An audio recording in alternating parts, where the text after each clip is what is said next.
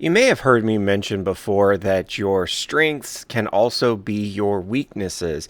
So, today I want to talk about one that is certainly a strength for many people, but is something to be aware of how it can be a weakness, and that is the topic of competitiveness. Now, I consider myself to be a very competitive person. I like to win.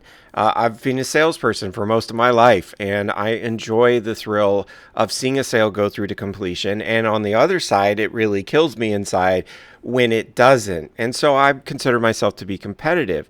One thing, though, that I've had to learn about being competitive is that you have a fine balance there between competitiveness, but still having humility. And what do I mean by that? Well, when you're competitive, in my own personal case, I've noticed that if somebody says that they're good at something, I go, oh, well, I'm pretty good at that too, or at least think it.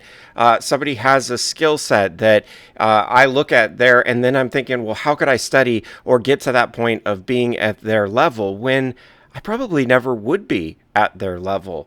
And so it leads to, quite frankly, it ends up being kind of exhausting to go through that sort of situation over and over where you're always competing. In fact, the reality is that you get better in your lane. Your competitiveness comes out even better when you're incredibly good at what you do and own up to the fact that others may be better at other things than you. It goes back to our concept of the sphere of genius that we teach inside of our mastermind quite a bit, is this idea of knowing where you're great and understanding that somebody else has greatness as well.